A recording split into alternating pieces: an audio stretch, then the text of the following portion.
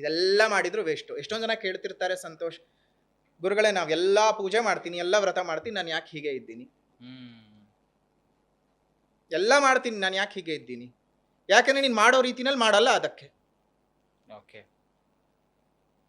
ಉದಾಹರಣೆಗೆ ಹೇಳಬೇಕು ಅಂದ್ರೆ, ಚಿತ್ರಾನ್ನ ಮಾಡಬೇಕಾದ ಸಂದರ್ಭದಲ್ಲಿ ಆ ಒಂದು ಆಲ್ಟರ್ನೇಟಿವ್ ಆಗಿ ಏನೇನೋ ಉಪಯೋಗಿಸ್ಕೋಬಹುದು, ಅದು ಬೇರೆ ವಿಚಾರ. ನಿಂಬೆಹಣ್ಣು ಹಾಕಿದ್ರೆ ಚಿತ್ರಾನ್ನ, ನಿಂಬೆಹಣ್ಣಿನ ಚಿತ್ರಾನ್ನ. ಹೆರಳಿಕಾಯಿ ಹಾಕಿದ್ರೆ ಹೆರಳಿಕಾಯಿ ಚಿತ್ರಾನ್ನ. ನನ್ನ ಹತ್ರ ನಿಂಬೆಹಣ್ಣು ಇಲ್ಲ, ಹೆರಳಿಕಾಯೂ ಇಲ್ಲ, ಅವಾಗ ಆಲ್ಟರ್ನೇಟಿವ್ ಏನೋ ಒಂದು ಹುಣಸೆ ಹಣ್ಣು ಹಾಕ್ಬೋದು. ಅದೂ ಇಲ್ಲ, ಚಕ್ಕೋತ ತಗೊಂಡು ಬಂದು ನೀನು ಹಿಂಡ್ಬಿಟ್ಟು ನೋಡೋದಕ್ಕೆ ಹೆರಳಿಕಾಯಿ ತರಾನೇ ಇರುತ್ತೆ, ಸ್ವಲ್ಪ ಗಾತ್ರದಲ್ಲಿ ದೊಡ್ಡದು ಅಷ್ಟೇ ಅಂತ ಹೇಳಿ, ಅಥವಾ ಮೂಸಂಬಿನ ಹಿಂಡು ಚಿತ್ರಾನ್ನ ಮಾಡ್ತೀಯ? ನಮ್ಮ ಜನ ಮಾಡೋದೀಗ ಅದೇ. ಎಷ್ಟು ಹೇಳಿಕೆ ಕೊಟ್ರು ಅವ್ರಿಗೆ ಅರ್ಥವಾಗ್ತಾ ಇಲ್ಲ. ಆ ಕೂಪದಿಂದ ಆಚೆ ಬರೋದಕ್ಕೆ ಸಾಧ್ಯ ಆಗ್ತಾ ಇಲ್ಲ. ಯಾವುದೇ ಕಾರಣಕ್ಕೂ ಆಡಂಬರದ ವ್ರತಗಳಾಗ್ಲಿ ಪೂಜೆಗಳಾಗ್ಲಿ ಇಲ್ಲವೇ ಇಲ್ಲ. ಅಲ್ಲ, ಯಾಕೆ ಗುರುಗಳೇ ಅಂತ ಇಷ್ಟೊಂದು ಮಿಸ್ಗೈಡೆನ್ಸ್ ಯಾರಿಂದ ಆಗಿದ್ದು ಹಾಗಾದ್ರೆ ಅಂತ? ಮನಸ್ಥಿತಿಗಳಿಂದ. ಈಗ ಸಂತೋಷ್, ಒಂದು 25 ವರ್ಷದ ಹಿಂದೆ ಹೋಗೋಣ, 25-30 ವರ್ಷದ ಹಿಂದೆ ಹೋಗೋಣ. ವರಮಹಾಲಕ್ಷ್ಮಿ ವ್ರತ ಇಷ್ಟು ಆಚರಣೆಯಲ್ಲಿ ಇತ್ತ? ಖಂಡಿತ ಕೆಲ ಮನೆಗಳಲ್ಲಿ, ಕೆಲ ಮನೆತನಗಳಲ್ಲಿ ಬಿಟ್ರೆ ಖಂಡಿತ ಇರಲಿಲ್ಲ. ಇವಾಗ ಗಣೇಶನ ಹಬ್ಬ ಬಂದರೂ ಅಷ್ಟೇ, ಈಗೆಲ್ಲರೂ ಮಣ್ಣಿನ ಗಣಪತಿಯನ್ನು ಉಪಯೋಗಿಸ್ತಾ ಇದ್ದಾರೆ. ಮಣ್ಣಿನ ಗಣಪತಿಯನ್ನು ಉಪಯೋಗಿಸ್ಬೇಕು ಅಂತ ಶಾಸ್ತ್ರದಲ್ಲಿ ಅನುಮೋದನೆಯೇ ಇಲ್ಲ. ಮಣ್ಣಿನ ಗಣಪತಿಯನ್ನ ಯಾರು ಉಪಯೋಗಿಸಿ ಪೂಜೆಯನ್ನು ಮಾಡ್ತಾರೋ ಅವ್ರ ಪೂಜೆ ಒಪ್ಪೋದೇ ಇಲ್ಲ. ಖಂಡಿತವಾಗ್ಲೂ ಅದು ಗಣಪತಿ ಹಬ್ಬಕ್ಕೆ ಹೇಳೋಣ.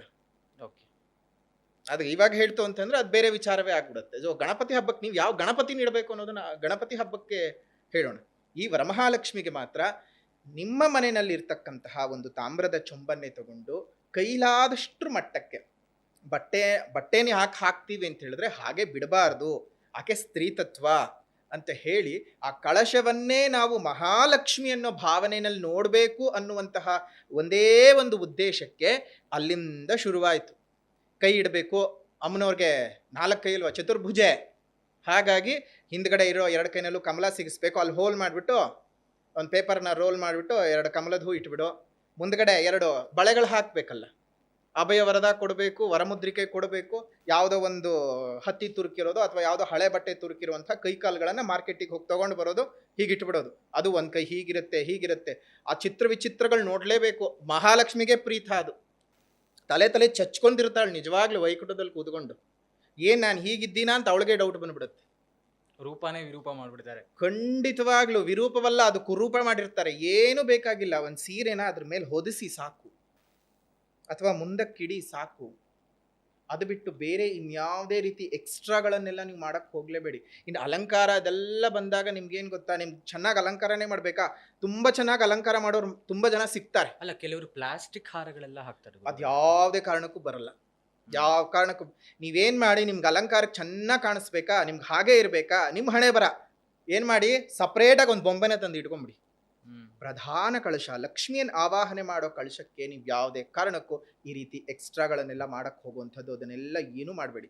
ಕೆಲವೊಬ್ರು ಆ ಬೊಂಬೆಯ ಪುತ್ಥಳಿಗೆ ಮಾರ್ಕೆಟಲ್ಲಿ ಸಿಗುತ್ತೆ ಅಂತ ತೊಗೊಂಡು ಬಂದುಬಿಟ್ಟು ಅದರಲ್ಲೇ ಒಂದು ಚೊಂಬನ್ನಿಟ್ಟು ಅದಕ್ಕೆ ನೀರು ಸುರಿದು ಏನೇನೋ ರಾಡಿ ಮಾಡ್ಕೊಳ್ತೀರಿ. ಆ ರೀತಿಯಾಗೆಲ್ಲ ಏನು ಮಾಡೋಕ್ಕೆ ಹೋಗಲೇಬಾರದು ಗುರುಗಳೇ. ಮತ್ತು ಕೆಲವರು ಒಂದು ಚೊಂಬಿನಲ್ಲಿ ಅಕ್ಕಿ ತುಂಬೋದು, ಅದರ ಮೇಲೆ ನೀರಿಡೋದು, ಈ ಥರ 2 ಅಂತ ಮಾಡ್ತಾರಲ್ವ, ಅದು ಮಾಡಬಹುದಾ ಅಂತ? ಅವರು ಲಕ್ಷ್ಮಿ ದೇಹ ಬರಬೇಕಲ್ಲಪ್ಪ, ಸ್ವಲ್ಪ ಎತ್ತರನೂ ಕಾಣಲಿ ಅಂತ ಅವ್ರು ಅದೇ ಹೇಳ್ತಿರೋದು. ಇದೆಲ್ಲ ಅಲಂಕಾರಕ್ಕೋಸ್ಕರ ಇವ್ರು ಮಾಡ್ಕೊಳ್ತಿರೋದು. ಅದು ಯಾವುದು ಇಲ್ಲ, ಯಾವುದು ಬೇಕಾಗೇ ಇಲ್ಲ, ಯಾವುದು ಸಹ ಬೇಕಾಗಿಲ್ಲ. ಅದಕ್ಕೆ ಪ್ಲಾಸ್ಟರ್ ಎಲ್ಲ ಸುತ್ತೋದು ಏನು ಇಲ್ಲ. ಅಂದ್ರೆ ಸ್ಟೀಲ್ ಡಬ್ಬ, ಉದ್ದಕ್ಕಿರೋ ಸ್ಟೀಲ್ ಡಬ್ಬ ತಗೊಂಡು ಬರ್ತಾರೆ, ಅದ್ರ ಮೇಲೆ ಒಂದು ಬಿಂದಿಗೆ ಇಡ್ತಾರೆ, ಅದ್ರ ಮೇಲೆ ಒಂದು ಚೊಂಬಿಡ್ತಾರೆ. ಈಗ ಯೂಟ್ಯೂಬ್ನಲ್ಲಿ, ಸೋಷಿಯಲ್ ಮೀಡಿಯಾನಲ್ಲಿ ನೋಡಿದ್ರೆ ವರಮಹಾಲಕ್ಷ್ಮಿಗೆ ಅಲಂಕಾರ ಮಾಡುವ ವಿಧಾನ, ಸ್ಯಾರಿ ಡ್ರಾಪಿಂಗ್ ವಿಡಿಯೋಗಳು ಬರ್ತವೆ. ಖಂಡಿತ ಬರುತ್ತೆ, ಬೇಕಾದಷ್ಟು. 1 ಸ್ಟೆಪ್, 2 ಸ್ಟೆಪ್, 3 ಸ್ಟೆಪ್, 10 ಸೀರೆ ಸೇರಿಸಿ 1 ಸೀರೆ ಮಾಡು. ಏನಕ್ಕೆ ಬೇಕು ಮಹಾಲಕ್ಷ್ಮಿಗೆ? ಪಾಪ 10 ಸೀರೆ ಒಟ್ಟೊಟ್ಟಿಗೆ ಉಟ್ಕೊಳ್ಳೋದು ಆಯಮ್ಮನಿಗೆ ಏನು ಕರ್ಮವೋ ಗೊತ್ತಿಲ್ಲ. ಅದು ನೀವಿಷ್ಟೆಲ್ಲ ಅವಾಂತರಗಳನ್ನು ಮಾಡಿಕೊಂಡು ಇಷ್ಟರ ಮಧ್ಯೆ ಅದರಲ್ಲೂ ಏನೇನು ಹಾಕಬೇಕು ಕಳಶದ ಚೊಂಬಿಗೆ, ಕಳಶ ಸ್ಥಾಪನೆ ಮಾಡ್ಕೊಳ್ಳೋದಕ್ಕಿಂತ ಮುಂಚೆ ಏನೇನು ಹಾಕಬೇಕು ಕ್ಲಿಯರ್ ಆಗಿ ಹೇಳ್ತಾ ಇದ್ದೀವಿ. ನಿಮ್ಮ ಶಕ್ತ್ಯಾನುಸಾರ ಮಾತ್ರನೇ ಸೀರೆಗಳನ್ನು ಅಥವಾ ಏನೇ ಇದ್ರೂ ತಗೊಂಡು ಬನ್ನಿ. ಇನ್ನು ಕಳಶದ ಚೊಂಬಿಗೆ ಹಾಕಬೇಕಾಗಿರ್ತಕ್ಕಂತಹ ಅತ್ಯಮೂಲ್ಯವಾದ ದ್ರವ್ಯಗಳು ಅಂದರೆ, ಮೊದಲನೇದಾಗಿ ಮಂಗಳ ದ್ರವ್ಯಗಳು ಅಂದರೆ ಅರಿಶಿನ, ಕುಂಕುಮ, ಬಟ್ಟಲಡಿಕೆ, ಚೂರಡಿಕೆ ಬೇಡ, ಬಟ್ಟಲಡಿಕೆ, ಖರ್ಜೂರ, ದ್ರಾಕ್ಷಿ, ಗೋಡಂಬಿ, ಬಾದಾಮಿ, ಒಂದು ಸಣ್ಣ ತುಂಡು, ಒಂದು ಕೆಂಪು ಕಲ್ಸಕ್ಕರೆ ಅಥವಾ ಬಿಳಿ ಕಲ್ಸಕ್ಕರೆ, ಒಂದು ಪೂರ್ಣವಾಗಿರ್ತಕ್ಕಂತಹ ನಿಂಬೆಹಣ್ಣು, ಇದಿಷ್ಟನ್ನು ಹಾಕಿ 3 ಎಲೆ, 5 ಎಲೆ, 7 ಎಲೆ, 9 ಎಲೆ, ಇದನ್ನ ನಿಮಗೆ ಶಕ್ತಿಯಾನುಸಾರ ಮೊದಲನೇದಾಗಿ 3 ಅಥವಾ 5 ಅಥವಾ 7 ಅಥವಾ 9 ಈ ಸಂಖ್ಯೆನಲ್ಲಿ ವಿಳ್ಳೆದೆಲೆಗಳನ್ನ, ಅಥವಾ ಎಷ್ಟೋ ಜನಕ್ಕೆ ಈಗ ಡೌಟ್ ಬರುತ್ತೆ, ಗುರುಗಳೇ ವಿಳ್ಳೆದೆಲೆ ಇಡಬೇಕಾ ಅಥವಾ ಮಾವಿನ ಎಲೆ ಇಡಬೇಕಾ ಅಥವಾ ಬಾಳೆ ಎಲೆ ಇಡಬೇಕಾ, ದಾಸವಾಳದ ಎಲೆ ಇಡಬೇಕಾ, ಇನ್ನೊಂದು ಅಶೋಕ ಮರ ಅಂತ ಬರುತ್ತೆ, ಸೀತೆಯ ಅಶೋಕ ಮರದ ಕೆಳಗಡೆ ವನವಾಸದಲ್ಲಿ ಇದರಲ್ಲಿ ನಮ್ಮ ಒಂದು ಲಂಕಾ ಪಟ್ಟಣದಲ್ಲಿ ಘಟಿಸಿದ್ದು. ಆ ಮರದ ಎಲೆಗೂ ಮತ್ತು ನಮ್ಮ ಮಾವಿನ ಎಲೆಗೂ ತುಂಬ ಸಾಮ್ಯತೆ ಇದೆ. ಅದನ್ನು ಇಡಬೇಕಾ? ಯಾಕಂದರೆ ನೆರೆ ರಾಜ್ಯಗಳಲ್ಲಿ ಅದನ್ನು ಇಟ್ಟು ಅಭ್ಯಾಸ ಮಾಡಿಬಿಟ್ಟಿದ್ದಾರೆ. ಹಾಗಾಗಿ ಯಾವ ಎಲೆ ಇಡಬೇಕು ಅಂದರೆ ನೋಡಿ, ಒಂದು ಮಾವಿನ ಎಲೆ ಬಹಳ ಶುಭಪ್ರದ. ನಿಮಗೆ ಸಿಗದೇ ಹೋದ ಪಕ್ಷಕ್ಕೆ ಕಳಶಗಳಿಗೆ ಯಾವುದೇ ಕಾರಣಕ್ಕೂ ಬರೆದಿಟ್ಕೊಳ್ಳಿ, ವಿಳ್ಯೆದೆಲೆ 2ನೇ ಪ್ರಾಶಸ್ತ್ಯವೇ ಹೊರತು ಪ್ರಥಮ ಪ್ರಾಶಸ್ತ್ಯ ಅಲ್ಲವೇ ಅಲ್ಲ. ಏನೇ ಇದ್ರೂ ಕಳಶ ಸ್ಥಾಪನೆಗೆ ಮಾವಿನ ಎಲೆಯೇ ಸೂಕ್ತ. ನೋಡಿ, ಅದರ ಹಿಂದೆ ಒಂದು ದೊಡ್ಡ ವೈಜ್ಞಾನಿಕ ಕಾರಣವೂ ಇದೆ.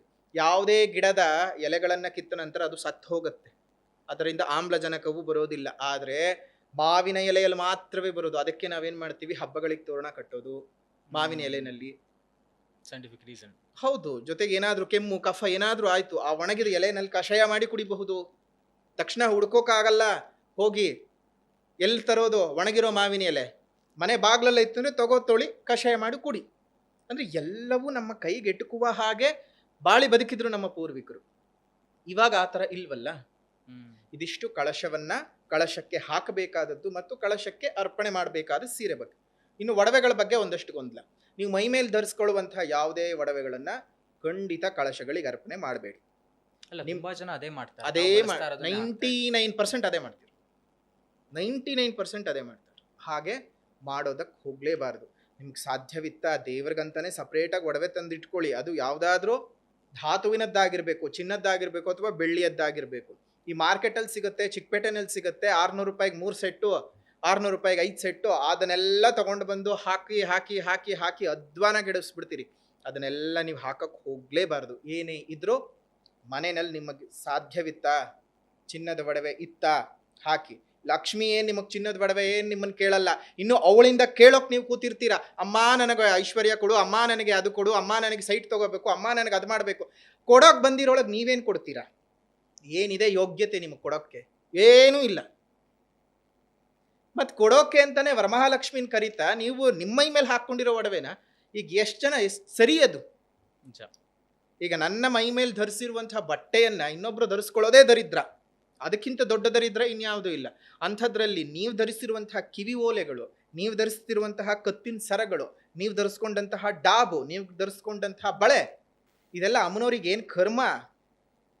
ಅವಳು ಧರಿಸಿ ಬಿಟ್ಟದ್ದನ್ನು ನೀವು ಧರಿಸ್ಕೊಳ್ಳಿ, ನೀವು ಧರಿಸಿ ಬಿಟ್ಟದ್ದನ್ನು ಅವಳಿಗೆ ಧರಿಸೋದು ಬೇಕಾಗಿಲ್ಲ. ಇದೆಲ್ಲ ಆಡಂಬರಗಳೆಲ್ಲ ಇಲ್ಲದೆ ತುಂಬ ಸಾಧಾರಣವಾಗಿರ್ತಕ್ಕಂತಹ ಒಂದು ತಟ್ಟೆನಲ್ಲಿ ಅಕ್ಕಿ ಹಾಕಿ, ಅಕ್ಕಿ ಮೇಲೆ ನಾನು ಆಗಲೇ ಹೇಳಿದ ಹಾಗೆ ಕಳಶ ಸ್ಥಾಪನೆ ಮಾಡಿಕೊಂಡು ಪೂರ್ಣವಾಗಿರ್ತಕ್ಕಂತಹ ಒಂದು ತೆಂಗಿನಕಾಯಿಯನ್ನು ಜುಟ್ಟಿನ ಸಮೇತವಾಗಿ ಇಟ್ಟು, ಕಾಯ ವಾಚ ಮನಸ ಅಮ್ಮ ನಿನ್ನನ್ನೇ ನಾನು ಮಹಾಲಕ್ಷ್ಮಿ ಅಂತ ಅಂದುಕೊಳ್ತಾ ಇದ್ದೀನಿ ಅಂತ ಹೇಳಿ ಪೂಜೆಯನ್ನು ಮಾಡಿ, ಅದೇ ವ್ರತವನ್ನು ಆಚರಣೆ ಮಾಡಿ. ಸುತ್ತಮುತ್ತ ಸೀಬೆ ಹಣ್ಣಿನ ಮರ ಇರುತ್ತೆ, ಅಂದರೆ ಪೇರಳೆ ಹಣ್ಣು, ಸೀಬೆಕಾಯಿ ಅಂತಲೂ ಕರೀತಾರೆ, ಚೇಪೆಕಾಯಿ ಅಂತ ಕರೀತಾರೆ. ಆ ಮರದ ಎಲೆಗಳನ್ನು ಕಿತ್ಕೊಂಡು ಬನ್ನಿ, ಗರಿಕೆಗಳನ್ನು ತಗೊಂಡು ಬನ್ನಿ, ಬಿಲ್ವಪತ್ರೆಗಳನ್ನು ತಗೊಂಡು ಬನ್ನಿ. ಅದೇ ರೀತಿಯಾಗಿ ಕರವೀರ ಪುಷ್ಪದ ಒಂದು ಎಲೆಗಳನ್ನು ತಗೊಂಡು ಬಂದರೆ ಕಣಿಗಲೆ ಹೂವು ಅಂತಲೂ ಸಹ ಕರಿತೀವಿ. ಆ ಎಲೆಗಳನ್ನು ತಗೊಂಡು ಬನ್ನಿ, ಮಾವಿನ ಎಲೆಗಳನ್ನು ತಗೊಂಡು ಬನ್ನಿ. ಸಾಧ್ಯವಾದರೆ ಚಂಪಕಾ ಪುಷ್ಪಗಳೇನಿದ್ರು ಅಂದರೆ ನಮ್ಮ ಸಂಪಿಗೆ ಹೂವು, ಆ ಹೂವು ಜೊತೆಗೆ ಅದರ ಮರದ ಎಲೆಗಳನ್ನು ತಗೊಂಡು ಬನ್ನಿ. ಇದಿಷ್ಟು ನಾವು ಏನೇ ನೋಡಿ ಸುತ್ತ ಪರಿಸರದಲ್ಲಿದೆ, ನೀವು ಕೊಂಡುಕೊಳ್ಳೋ ಅವಶ್ಯಕತೆ ಇಲ್ಲ. ಇರೋದನ್ನು ನಾವು ಉಪಯೋಗಿಸಿಕೊಳ್ಳಬೇಕು. ಪ್ರಕೃತಿಯಲ್ಲಿ ನಾವು ಬದುಕಿದಾಗಲೇ ಇದೆಲ್ಲ ಅರ್ಥ ಆಗೋದು. ಪ್ರಕೃತಿಯಲ್ಲಿ ನಾವು ಬದುಕಲಿಲ್ಲ ಅಂದರೆ ನಮಗೆ ಎಲ್ಲ ಮಾರ್ಕೆಟಿಗೆ ಹೋಗ್ಬೇಕಾಗ್ತದೆ. ಅಲ್ಲಿ ಹೋಗಿ ಎಲ್ಲಿ ಕೇಳ್ತೀರಾ ಪೇರಳೆ ಹಣ್ಣಿನ? ಸಿಟಿಲಿ ಹೆಂಗೆ ಗಿಡ ಮರ ಹೀಗಾಗಿ ತಗೊಳ್ಳೇಬೇಕಲ್ಲ. ಎಲ್ಲಿ ಸಿಗತ್ತೀಗ? ಮಾರ್ಕೆಟಲ್ಲೂ ಸಿಗಲ್ವಲ್ಲ ನಿಮಗೆ. ಅದಕ್ಕೆ ಹೇಳದ್ದು ಪ್ರಕೃತಿಯಲ್ಲಿರಿ. ಮನೆಗೊಂದು ಗಿಡ ಊರಿಗೊಂದು ವನ ಅಂತ ಸುಮ್ಮನೆ ಹೇಳ್ತಾರ ದೊಡ್ಡವರು. ಅದನ್ನೆಲ್ಲ ನಾವು ಇಟ್ಕೊಂಡಾಗ ನಮಗೆ ಇತ್ತ ಅವಶ್ಯಕತೆ. ಈ ಕಾಂಕ್ರೀಟ್ ಕಾಡಿನಲ್ಲಿ ಬದುಕ್ತಾ ಇದ್ದೀವಿ, ಇವಾಗ ಬೆಂಗಳೂರು ಜನನೇ ಅಲ್ಲ ನಮ್ಮ ಪಾಡ್ಕಾಸ್ಟ್ ನೋಡೋದು, ಬೇಕಾದಷ್ಟು ಜನ ನೋಡ್ತಾರೆ. ಕನ್ನಡ ಭಾಷೆ ಎಲ್ಲೆಲ್ಲಿ ಮಾತಾಡ್ತಾರೋ ಅಲ್ಲೆಲ್ಲರೂ ನೋಡ್ತಾರೆ. ಅವರೆಲ್ಲರೂ ತಗೊಳ್ಳಿ ಬಿಡಿ, ಬೆಂಗಳೂರಿನವ್ರ ಹಣೆ ಬರ ಸರಿ ಇಲ್ಲ. ಅವ್ರಿಗೆ ಈ ಕಡೆ ಕುಡಿಯೋಕೆ ನೀರು ಸಿಕ್ಕಲ್ಲ, ಇರೋದಕ್ಕೆ ನೆಟ್ಟಿಗಿರೋ ವಾಸಸ್ಥಾನನೂ ಇಲ್ಲ, ತಿನ್ನೋದಕ್ಕೆ ಸರಿಯಾದ ಒಂದು ಆರೋಗ್ಯಭರಿತವಾದ ಊಟನೂ ಇಲ್ಲ, ಏನೂ ಇಲ್ಲ. ಅವ್ರ ಹಣೆ ಬರಹನೇ ಸರಿ ಇಲ್ಲ ಒಟ್ಟಾರೆ. ಆ ಥರ ಪರಿಸ್ಥಿತಿ ಒಳಗೆ ಬದುಕ್ತಾ ಇದ್ದಾರೆ ಎಷ್ಟೊಂದು ಜನ. ಇವತ್ತಿಗೂ ಊರುಗಳಲ್ಲಿ ಹಳ್ಳಿಗಳಲ್ಲಿ ಬದುಕ್ತಾ ಇರ್ತಕ್ಕಂಥವ್ರು ಚೆನ್ನಾಗೇ ಇದ್ದಾರೆ. ಅವರೆಲ್ಲ ಇದನ್ನು ಫಾಲೋ ಮಾಡಲಿ ಬಿಡಿ. ಬೆಂಗಳೂರಿನ ಜನಕ್ಕೆ ಒದ್ದಾಡಬೇಕು. ಅವತ್ತು ಮನೆ ಮುಂದೆ ಒಂದೇ ಒಂದು ಎಲೆ ಬೀಳತ್ತೆ ಅಂತ ಕಡಿದು ಹಾಕ್ಸ್ತಾರೆ ಮರ. ಬೆಂಗಳೂರಿನ ಜನಗಳು ಎಷ್ಟು ನೀಚ ಜನಗಳಿದ್ದಾರೆ ಅಂದರೆ, ಒಂದು ರೆಂಬೆ ಬಂದಿದೆ ಅಂತ ಹೇಳಿ ಪೂರ್ಥ ಮರನೇ ಕಡಿಸಿ ಹಾಕುವಂತಹ ಕೆಟ್ಟ ಮನಸ್ಥಿತಿ ಇರುವಂತಹ ಜನರಿರಬೇಕಾದ್ರೆ ಈಗ ಗೊತ್ತಾಗತ್ತೆ. ಕುಡಿಯುವಂತಹ ನೀರಿಗೆ ಕಷ್ಟ ಆಗಿದೆ ಬೆಂಗಳೂರಿನಲ್ಲಿ, ಶುದ್ಧ ಕುಡಿಯುವ ನೀರಿಲ್ಲ. ಅದೇ ರೀತಿಯಾಗಿ ಶುದ್ಧ ಸೇವನೆಗೆ ಒಂದು ಗಾಳಿ ಇಲ್ಲ. ಕೊಂಡ್ಕೋಬೇಕು. ಅದ್ಯಾವುದೋ ಮಾಲ್ನಲ್ಲಿ ಹೋಗಿ 10ನೇ ಫ್ಲೋರಲ್ಲಿ ಏನೋ ಕೂತ್ಕೊಂಡ್ರೆ ಗಂಟೆಗೆ 2,500 ರೂಪಾಯಿ ಶುದ್ಧವಾದ ಆಕ್ಸಿಜನ್ ಕೊಡ್ತೀವಿ. ಫ್ರೀಯಾಗಿ ಸಿಗುವಂತಹ ಆಕ್ಸಿಜನನ್ನು ನಾವು ಇವತ್ತು ದುಡ್ಡು ಕೊಟ್ಟು ಕೊಂಡ್ಕೊಳ್ಳೋ ಪರಿಸ್ಥಿತಿಗೆ ಬಂದಿದ್ದೀವಿ. ಇನ್ನೂ ಆಗತ್ತೆ, ಅನುಭವಿಸ್ಬೇಕು. ಕಲಿಗಾಲ, ಏನು ಮಾಡೋಕ್ಕಾಗಲ್ಲ. ಇರೋದ್ರಲ್ಲಿ ನೀವು ಮಾಡಿ. ಏನು ಸಿಗ್ಲಿಲ್ವಾ? ತುಳಸಿ ಅಂತೂ ಎಲ್ಲರ ಕಡೆ ಸಿಕ್ಕೇ ಸಿಗತ್ತೆ. ತುಳಸಿನಂತೂ ಮಿಸ್ ಮಾಡದ ಹಾಗೆ ಅಮ್ಮನವರಿಗೆ ಅರ್ಪಣೆ ಮಾಡಿ, ಪೂಜೆ ಮಾಡಿ. ಅಮ್ಮನವ್ರಿಗೆ ವಿಶೇಷವಾಗಿ ತುಂಬಾ ಇಷ್ಟವಾದ ಗುರುಗಳ ಈ ವಿಚಾರದಲ್ಲಿ ಇನ್ನೂ ಒಂದು ದೊಡ್ಡ ಕನ್ಫ್ಯೂಷನ್ ಇದೆ. ತುಳಸಿ ಮತ್ತು ಲಕ್ಷ್ಮಿ ಇಬ್ಬರೂ ಪತ್ನಿಯರು ವಿಷ್ಣು ನಾರಾಯಣಂಗೆ. ಹೀಗಾಗಿ ಲಕ್ಷ್ಮಿಗೆ ತುಳಸಿ ಸಮರ್ಪಣೆ ಮಾಡಬಾರದು ಅನ್ನುವಂಥ ಒಂದಷ್ಟು ನರೇಶನ್ ಇದೆ. ಹೀಗಾಗಿ ಅದ್ರ ಬಗ್ಗೆ ಕ್ಲಾರಿಫಿಕೇಶನ್ ಕೊಡೋದಾದ್ರೆ ತಾವು. ಹೌದಾ? ಹೇಗಂತೆ? ಈ ತರದ ಗೊಂದಲ ಇದೆ ಜನಗಳಲ್ಲಿ. ಅಲ್ಲ, ತುಳಸಿ ಸಮರ್ಪಣೆ ಈಗ ನಾರಾಯಣನಿಗೆ ತುಳಸಿ- ಮಾತ್ರ, ಲಕ್ಷ್ಮಿಗೆ ಮಾಡೋ ಹಾಗಿಲ್ಲ ಅಂತ. ಅಲ್ಲ, ಗೊಂದಲ ಹುಟ್ಟಾಕಿದ್ಯಾರು? ಗೊಂದಲ ಹುಟ್ಟಾಕಿದ್ಯಾರು? ಇದೇ ಮಾಧ್ಯಮಗಳ ಮುಖಾಂತರ. ಮಾಧ್ಯಮಗಳ ಮುಖಾಂತರ ಈ ಅರೆಬೆಂದ ಕಾಳುಗಳು ಅಂತಿರುತ್ತೆ. ಈಗ ನೈವೇದ್ಯವನ್ನ ಎಲ್ಲ ದೇವರಿಗೂ ಅರ್ಪಣೆ ಮಾಡ್ತೀವಪ್ಪ. ಈಗ ಮಹಾಲಕ್ಷ್ಮಿಗೂ ನಾವು ನೈವೇದ್ಯವನ್ನು ಅರ್ಪಣೆ ಮಾಡ್ತೀವಿ. ತುಳಸಿ ಹಾಕ್ತಿರೋ ಹಾಕಲ್ವೋ? ಹಾಕ್ಲೇಬೇಕು. ಅವಾಗ ಸರಿಯಾಗಿರುತ್ತಾ? ನೈವೇದ್ಯ ಮಾಡೋ ಸಂದರ್ಭಕ್ಕೆ ಯಾವುದೇ ದೇವತೆಗಳಿಗಾಗಲಿ ತುಳಸಿಯನ್ನು ಅರ್ಪಣೆ ಮಾಡ್ತೀವೋ ಇಲ್ವೋ? ಹೌದು.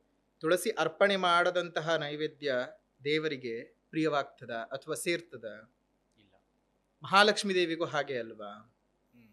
ನೈವೇದ್ಯಕ್ಕೆ ನಾನು ಉಪಯೋಗಿಸ್ತಿದ್ದೀನಿ ಅಂದರೆ ಮೈ ಮೇಲೆ ಯಾಕೆ ಉಪಯೋಗಿಸ್ಬಾರ್ದು? ಇಲ್ಲಿ ನಮ್ಮ ಜನಕ್ಕೆ ಗೊಂದಲ ಸೃಷ್ಟಿ ಮಾಡಬೇಕು. ಯಾವ ರೀತಿಯ ಗೊಂದಲ ಸೃಷ್ಟಿ ಮಾಡಬೇಕು ಅಂತ ಹೇಳಿದ್ರೆ, ಈಗಿನ ಕಾಲದಲ್ಲಿ ಈ ಮೀಡಿಯಾಗಳ ಪ್ರಭಾವಕ್ಕೆ ಒಳಗಾಗಿರ್ತಕ್ಕಂತಹ ಕೆಲವು ಜನರು ಬೇಕು ಅಂತಲೇ ಗೊಂದಲಗಳನ್ನು ಸೃಷ್ಟಿ ಮಾಡ್ತಾ ಇದ್ದಾರೆ. ಮೊದಲೇ